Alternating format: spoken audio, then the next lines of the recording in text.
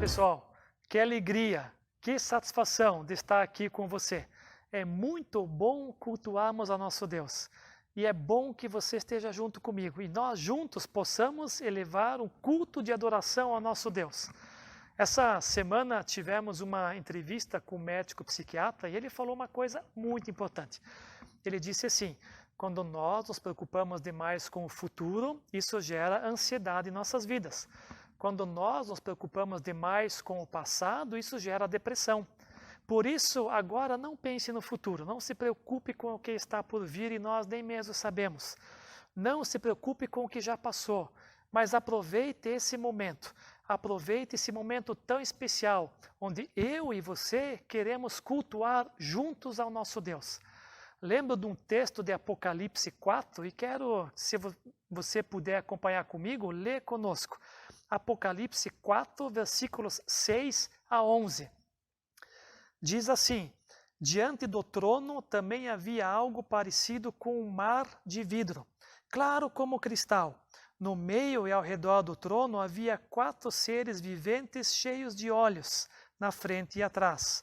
O primeiro ser era semelhante a um leão, o segundo semelhante a um touro, o terceiro tinha rosto de homem e o quarto era semelhante a uma águia voando. Na visão de João, ele vê agora 4 seres. Um ser representando o leão, o mais poderoso animal selvagem. O segundo era um touro, um animal doméstico muito poderoso. O outro tinha o rosto de um homem, representando o ser humano. E o quarto, a águia. A águia representa uma ave poderosa. E diz assim: cada um dos seres viventes tinha 6 asas que estavam cheias de olhos em volta e por baixo. De dia e de noite eles diziam sem cessar: Santo, Santo, Santo é o Senhor Deus, o Todo-Poderoso, aquele que era, que é e que há de vir. Toda a criação louvando a Deus, dizendo: olha, Santo, Santo, Santo é o Senhor, o Todo-Poderoso. O texto continua: sempre que os seres viventes davam glória, honra e ações de graças ao que estava sentado no trono, ao que vive pelos séculos dos séculos. Jesus, estavam dando honras e glórias àquele que estava sentado no trono, Jesus. Os 24 anciãos prostravam-se diante do que estava sentado no trono. Adoravam o que vive pelos séculos dos séculos e lançavam suas coroas diante do trono, dizendo: todos louvavam a Jesus. Os 24 anciãos representando as 12 tribos de Israel, provavelmente, e os 12 apóstolos do Novo Testamento, simbolizando o povo redimido, aquele que crê em Deus. E olha o que eles falavam no louvor deles: nosso Senhor e nosso Deus, Tu és digno de receber a glória, a honra e o poder, porque Tu criaste todas as coisas. Por tua vontade elas existiram e foram criadas. Todos adoravam a Jesus. Nosso Senhor e nosso Deus, Tu és digno de receber a glória, a honra e o poder. Nesse culto estamos aqui para juntos cultuarmos a nosso Deus. Só Ele é digno de glória, de honra e poder. Cultue a Deus junto comigo nesse momento. Esqueça os teus problemas, vamos cultuar, aproveitar o agora, esse culto em louvor a Deus. Nós vamos orar nesse momento e em seguida vamos ouvir uma música que fala que Cristo é Deus, Ele é Senhor, Ele está conosco, que não precisamos ter medo. Curta essa música, cante juntos, sabendo que Deus está conosco. Vamos orar nesse momento? Sim, Deus, no início desse culto estamos muito felizes, estamos alegres nessa manhã. Obrigado que todos juntos podemos cultuar ao Senhor, ao nosso Deus, cultuar a Jesus, que é o nosso Senhor e Salvador. Receba esse nosso culto, meu Pai, ele é para o Senhor. Independentemente da situação que estamos vivendo, independentemente se estamos no meio de uma pandemia, queremos prestar-te culto. Só o Senhor pertence a honra, a glória e o poder. Receba nosso culto. Estamos com o coração alegre, porque o Senhor nos ouve, meu Pai. Estamos aqui somente pelo Senhor. Em nome de Jesus que nós oramos. Amém.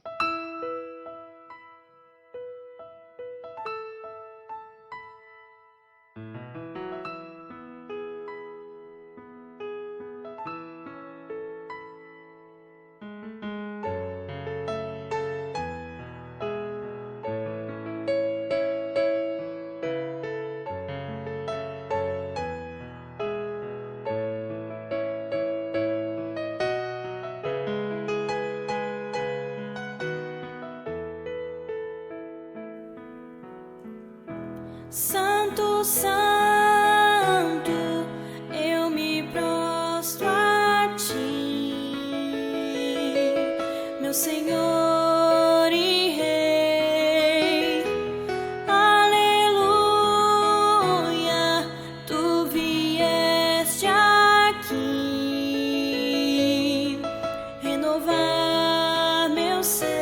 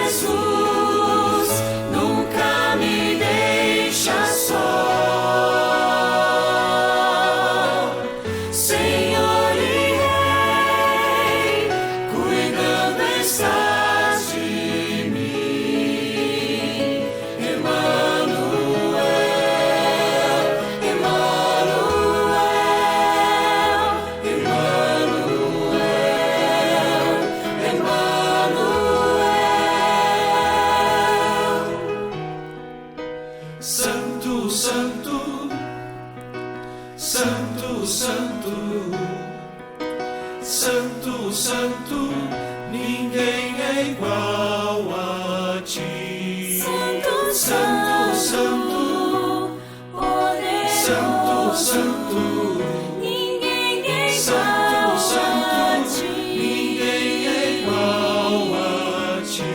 Santo, Santo, Santo, poderoso. Santo, Santo, Ninguém é igual Santo, a ti. ninguém é igual a ti. Santo, Santo, Santo, poderoso. Santo, Santo, Ninguém é igual Santo, a ti. ninguém é igual a ti. Santo, Santo, poderoso, ninguém é igual a ti.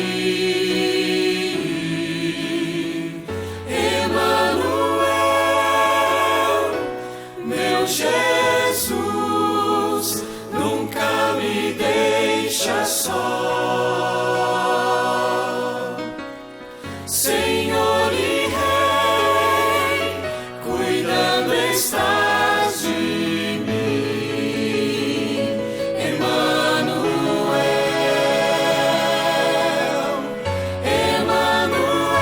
Emanuel, meu Jesus, nunca me deixa só. Senhor e Rei, cuidando estás de mim. Emanuel, Emanuel, Emanuel, Emanuel,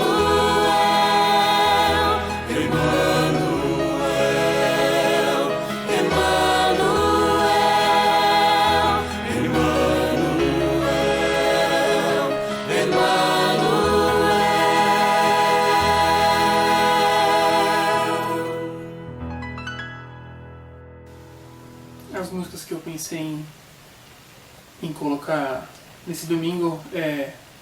São duas músicas que faz muito tempo que a gente não toca na igreja, mas a gente já tocou lá por várias vezes há alguns anos. E eu lembrei delas nessa semana e queria tocar elas, cantar elas junto com vocês. Com certeza vocês conhecem e espero que vocês cantem junto comigo e que essas músicas tragam alegria e conforto ao seu coração. Elas falam sobre o amor de Deus, como Ele é incrível e como Ele dura para sempre.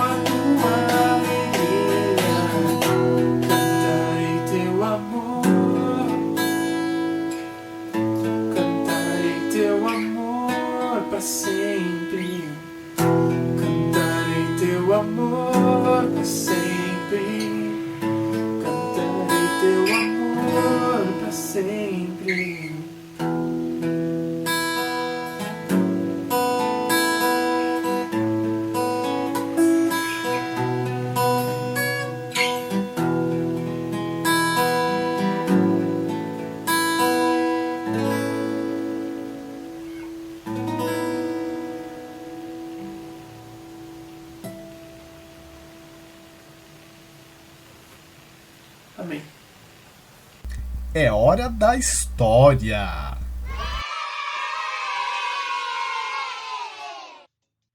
Bom dia, feliz domingo! Eu sou Karina e vou contar uma história para vocês. Você sabe dizer o que é esse objeto que aparece na tela?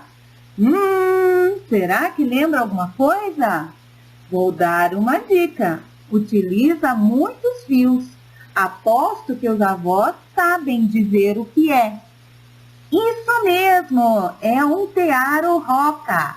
Ela tece fios lindos e faz tapetes, almofadas. E a nossa história é inspirada na moça tecelã de Marina Colassante. Acordava ainda no escuro, como se ouvisse o sol chegando atrás das beiradas da noite. E logo sentava-se ao tear. Linha clara para começar o dia. Delicado traço cor da luz, que ela ia passando entre os fios estendidos, enquanto lá fora a claridade da manhã desenhava o horizonte. Depois, lãs mais vivas, quentes, lãs iam tecendo hora a hora, em um longo tapete que nunca acabava. Se era forte demais o sol e no jardim haviam flores, era o que ela tecia. Se apareciam pássaros no céu, era isso que ela tecia. Se apareciam nuvens de chuva no céu, ela escolhia um fio de prata que em pontos longos rebordava sobre todo o tecido. E a chuva vinha cumprimentá-la na janela. Mas se durante muitos dias o vento e o frio brigavam com as folhas e espantavam os pássaros, tecia com seus belos fios dourados o outono e outras estações. Assim, jogando a lançadeira de um lado para o outro e batendo os grandes pentes do tear para frente e para trás, a moça passava seus dias. Achava que nada lhe faltava. Na hora da fome, tecia o que precisava comer ou beber. Se sede vinha, suave era a lã cor de leite, que entremeava o tapete. E à noite, depois de lançar seu fio de escuridão, dormia tranquila. A noite azulada acabava e a moça continuava a tecer. Tecer era tudo o que queria fazer. Tecer era tudo o que ela fazia. Mas tecendo e tecendo, ela própria trouxe o tempo em que se sentiu sozinha.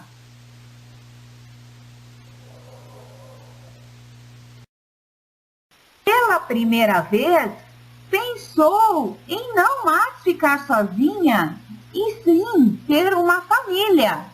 Não esperou o dia seguinte. Com capricho de quem tenta uma coisa nunca conhecida, começou a entremear no tapete as lãs e as cores que lhe dariam companhia. E muito feliz foi durante um bom tempo. Mas o marido tinha pensado em filhos, logo esqueceu, porque ele tinha descoberto o poder do tear.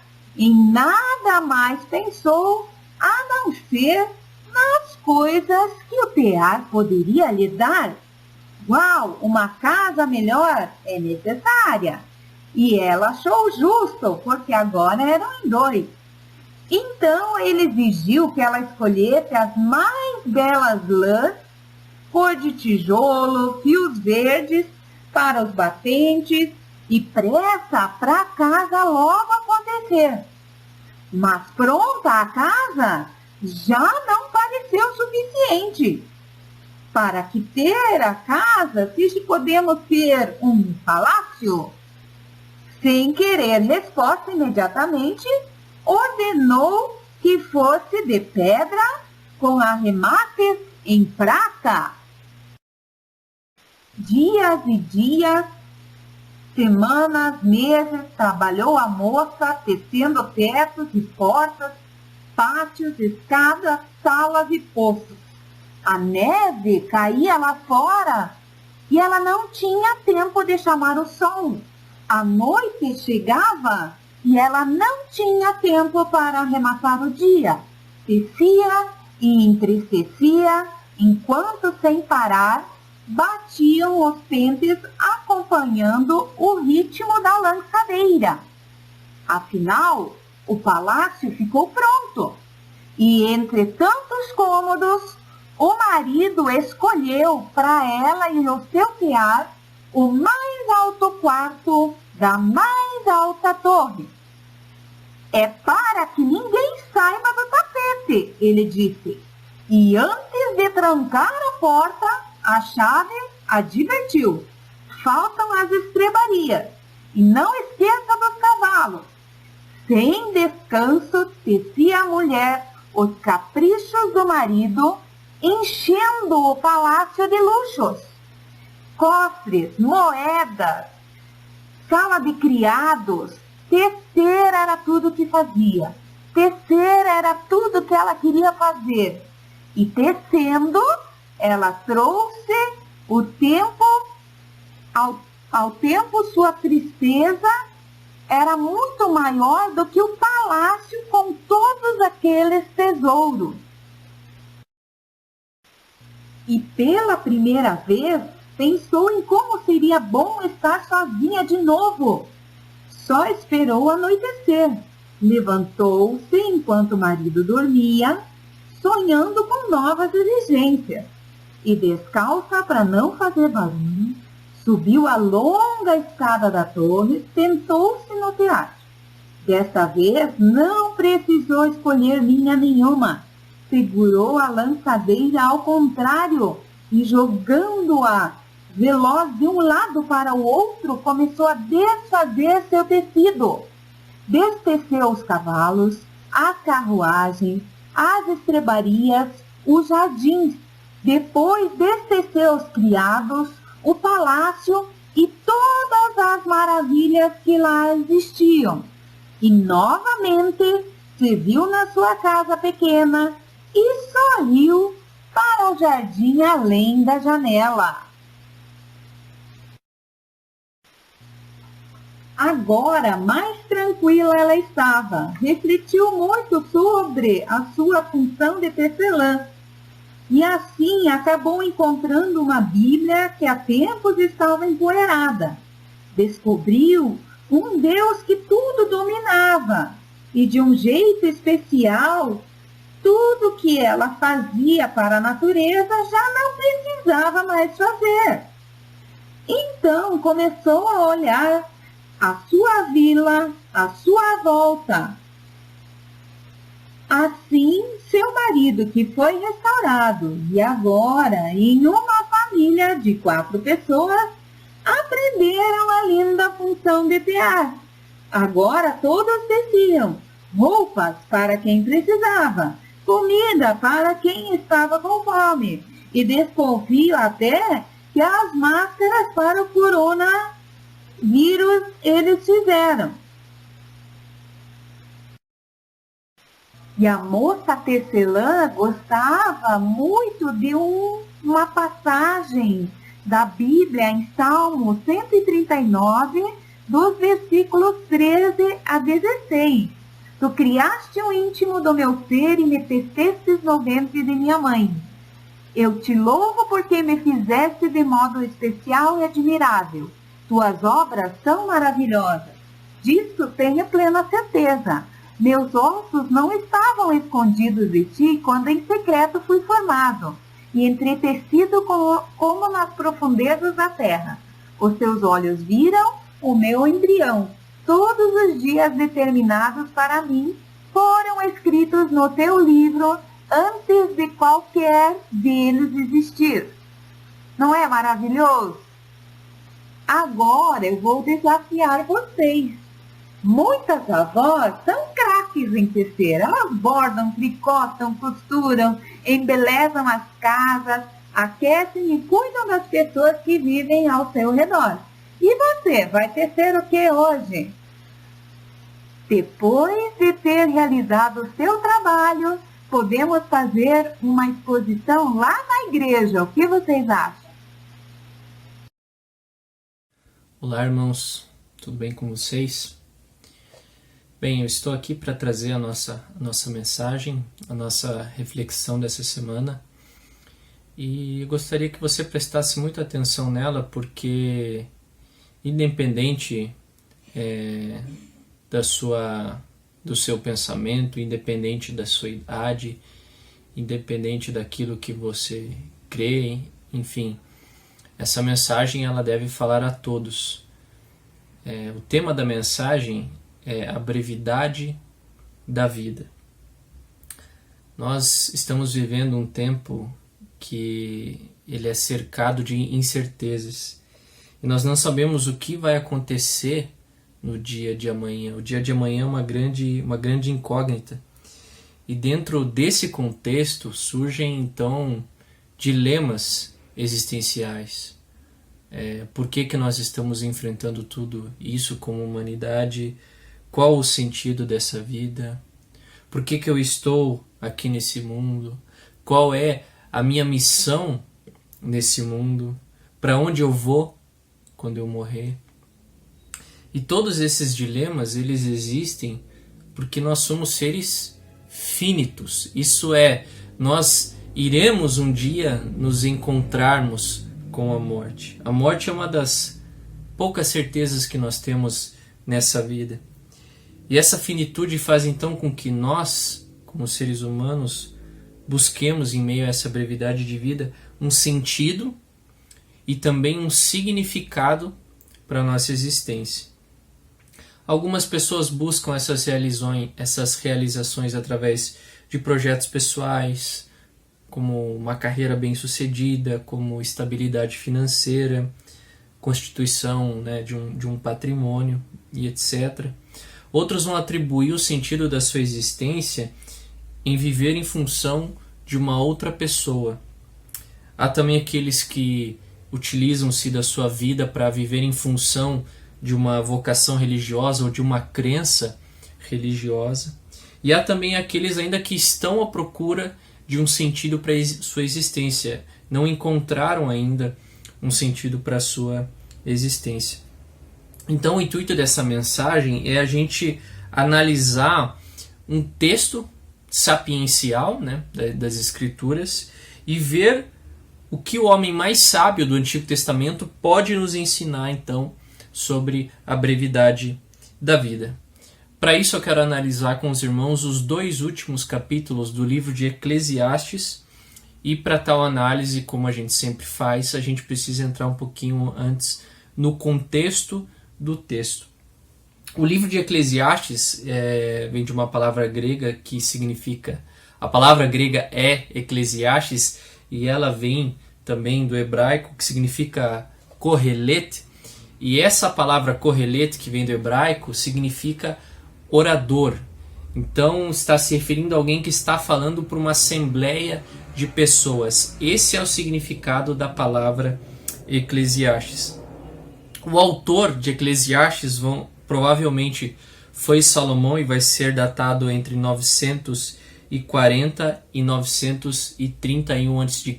Provavelmente foi esse período que foi composto então o livro de Eclesiastes, provavelmente, como eu falei, por Salomão.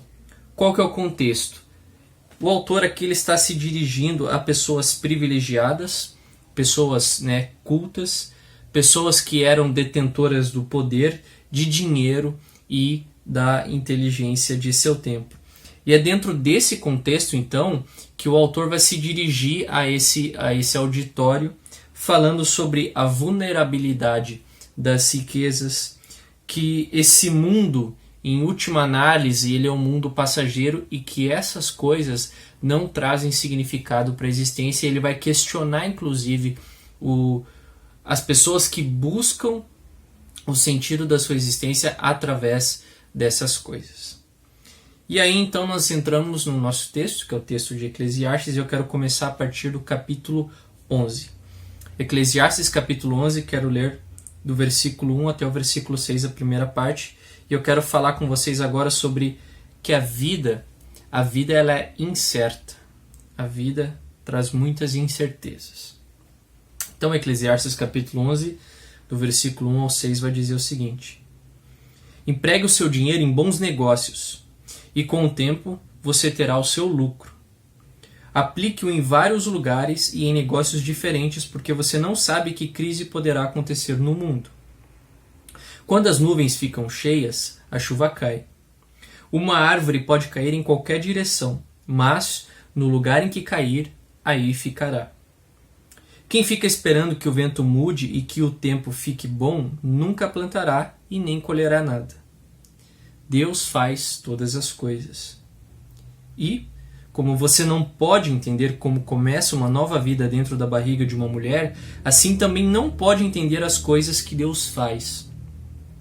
Semeie de manhã e também de tarde, porque você não sabe se todas as sementes crescerão bem, nem se uma crescerá melhor do que a outra.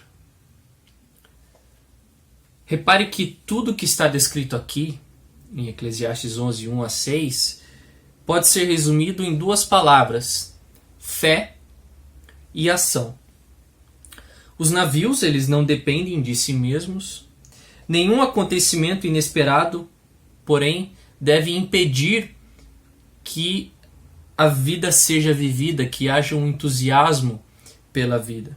Nós não podemos controlar certos eventos que acontecem. Eu não posso falar assim: eu não quero mais ficar gripado, eu não quero mais ficar com dor de cabeça, porque isso não está em meu controle. E mesmo quando nós não temos o controle de certos eventos, de certos acontecimentos, mesmo quando a gente pode prevê-los, no caso, você tem um exemplo da meteorologia que tenta prever, às vezes quando vai chover ou não, às vezes nem sempre essas previsões elas são certas, ainda mais a gente morando em Curitiba. Portanto, a gente não pode determinar com clareza como alguns eventos ocorrerão. Nada melhor também de um exemplo do que o atual momento em que nós vivemos. Muitas pessoas estavam prevendo, fazendo planos, pensando e planejando muitas coisas, e vem um acontecimento que era inesperado e fez com que todos esses planos fossem por água abaixo. O autor de Eclesiastes vai falar: a árvore cai onde quer. O que nós aprendemos com isso? Nós não podemos ser excessivamente cautelosos por conta das incertezas da vida, afinal é preciso uma certa dose de se arriscar. Só que esse se arriscar não é de maneira, como eu posso dizer, ruim. Não é um se arriscar de maneira tola, mas é um se arriscar de maneira sábia, porque, como o autor vai falar, quem aceita os riscos colherá os resultados. O autor de Eclesiastes ele vai incentivar então a diversificação dos investimentos. Ninguém sabe por antecipação qual vai ser mal sucedido ou não. Sempre haverá alguma incerteza a respeito do tempo certo também. Se o agricultor tiver medo de plantar, ele não sabe, não vai ter retorno, porque se ele não plantar, ele não vai colher. Nós não podemos procrastinar as coisas, isso é sempre ficar empurrando com a barriga ou adiar as coisas. É preciso fé e é preciso ação. A fé, ela não é a causa da ação, mas a fé é uma consequência da ação. Fé não é ficar parado esperando Deus agir e falar assim: não, eu tenho fé que Deus vai fazer. Isso não é fé, isso é preguiça. Isso é procrastinar. A fé, ela gera uma ação e na realidade ela é a consequência da ação. Enquanto nós fazemos, nós esperamos Deus agir e cremos que Ele irá agir. Por isso nós precisamos de fé e ação. O que nós aprendemos com isso? Que as incertezas que a vida nos dá e nos proporciona, elas não devem nos travar, isso é, elas não devem gerar uma inércia em nós. Muito pelo contrário. Se nós andamos pela fé, nós devemos, pela graça de Deus, buscar realizar tudo aquilo que nos convém fazer.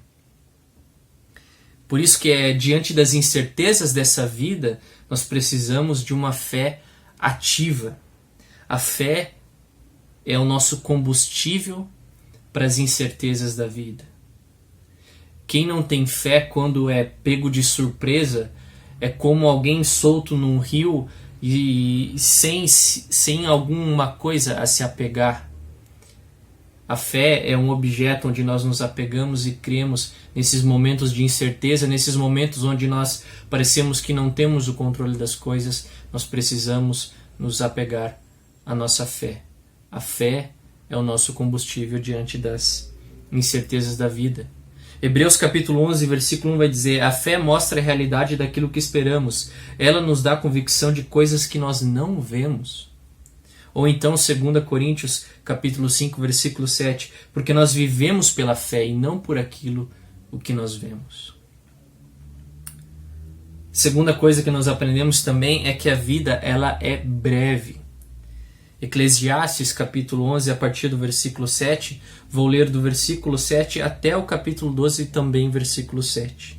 Diz assim: como é agradável a luz do dia, e como é bom ver o sol. Viva alegre todos os anos da sua vida. Mas, mesmo que você viva muitos anos, lembre que ficará morto durante muito mais tempo. Tudo o que acontece é ilusão. Jovem, aproveite a sua mocidade e seja feliz enquanto é moço.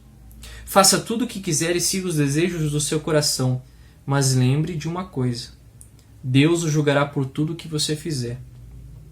Não deixe que nada o preocupe ou faça sofrer, pois a mocidade dura pouco. Lembre do seu Criador enquanto você ainda é jovem, antes que venham os dias maus e cheguem os anos em que você dirá: não tenho mais prazer na vida. Lembre-se deles antes que chegue o tempo em que você achará que a luz do sol, da lua e das estrelas perdeu seu brilho e que as nuvens de chuva nunca vão embora. Então os seus braços, que sempre o defenderam, começarão a tremer e as suas pernas, que agora são fortes, ficarão fracas. Os seus dentes cairão e sobrarão tão poucos que você não conseguirá mastigar a sua comida. A sua vista ficará tão fraca que você não poderá mais ver as coisas claramente. Você ficará surdo e não poderá ouvir o barulho da rua, como nós estamos ouvindo agora.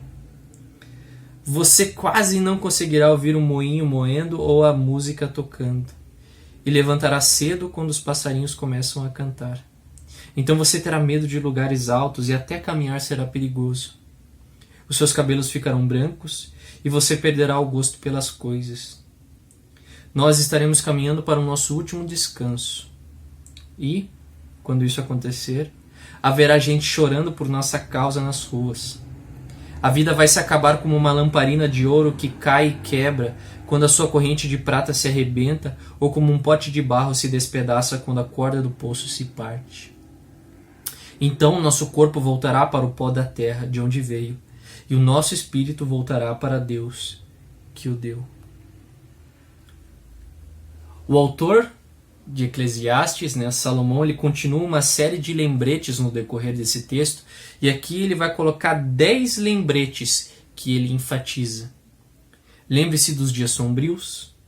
Lembre-se que Deus pedirá contas de tudo que você fizer. Lembre-se que a juventude e a vida inteira não fazem sentido, e depois ele vai falar que existe um sentido na vida que deve ser buscado. Lembre-se do seu Criador. Lembre-se do seu Criador antes que as suas pernas comecem a tremer e antes que os seus ombros se encurvem. Lembre-se do seu Criador antes de ficar banguelo e enxergar mal. Lembre-se do seu Criador antes de ficar quase surdo e não poder ouvir mais os passarinhos cantarem ou o barulho dos perigos das ruas.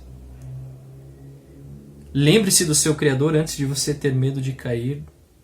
Lembre-se do seu Criador, porque os cabelos brancos vão chegar, a fraqueza vai chegar, você vai perder o desejo das coisas. Lembre-se do seu Criador antes de você morrer. Lembre-se do seu Criador agora, enquanto ainda há tempo de vida. Quantas advertências o autor de Eclesiastes vai nos colocar? Quantos lembretes os quais nós deveríamos nos lembrar com muita frequência? Todos eles têm uma coisa em comum. Lembre-se do seu Criador, porque a vida é breve. A vida passa.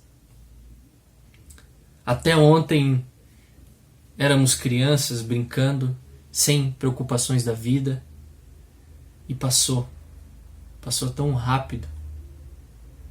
E por vezes nós vamos vivendo a nossa vida, às vezes de maneira desenfreada, sem refletirmos, e acabamos nos esquecendo do essencial, que é do nosso Criador. Afinal, é o nosso Criador que nos concede essas coisas que o texto vai falar. Saúde, vigor, alegria. Ele é o doador de todas as coisas. Ele termina então a sua série de lembretes relembrando a todos que um dia nós morreremos. É uma certeza que nós temos, que nós iremos morrer. Que um dia os vermes embaixo da terra vão se alimentar do nosso corpo. E de que o nosso espírito então irá para a eternidade. E isso deve nos levar a uma reflexão muito séria. O que eu tenho feito da minha vida? Como eu tenho vivido a minha vida? O que eu fiz? O que eu tenho feito e o que eu quero fazer da minha vida? Eclesiastes 12:7 vai falar: então nosso corpo voltará para o pó da terra de onde veio e o nosso espírito voltará para Deus que o deu. Nosso corpo volta para o pó da terra. Nosso corpo é pó da terra. É oxigênio, carbono, hidrogênio, nitrogênio, cálcio. Todos esses elementos provêm do pó da terra. O homem vem do pó da terra e ao pó ele irá retornar. E talvez nos caiba outra reflexão aqui, é onde eu vou passar a eternidade? Se todos nós retornaremos ao pó da terra, crentes ou não, independente da sua crença, independente da religião das pessoas, todos irão retornar ao pó da terra. E a pergunta que vem em seguida é: para onde eu irei então quando eu partir daqui? Aonde eu irei passar a eternidade? Lembrando que a eternidade é um reflexo da vida que eu tenho aqui. Então, como eu tenho vivido a minha vida aqui é um reflexo de aonde eu estarei na eternidade. Estamos salientando a importância de aproveitar a vida, mas isso está intrinsecamente ligado à nossa eternidade, porque um reflete o outro. Portanto, uma aplicação que nós podemos tirar dessa brevidade da vida é que nós precisamos fazer as coisas enquanto ainda nós temos tempo. Nós precisamos servir ao nosso Criador, lembrarmos do nosso Criador enquanto é tempo. Porque vai haver um momento em que isso já não vai mais ser possível. Seja partindo daqui, ou seja com uma velhice extrema que faz com que a gente fique impedido de realizar muitas coisas. Eu gosto muito de um provérbio que vai falar: ah, se os jovens soubessem e os velhos pudessem. O problema é que os jovens pouco sabem e os velhos pouco podem fazer muitas vezes. Mas enquanto nós podemos fazer, nós somos chamados a lembrarmos do nosso Criador, porque a vida passa. A vida é um sopro, como vai dizer o autor de Eclesiastes. E para fechar um terceiro ponto, a vida ela tem propósito.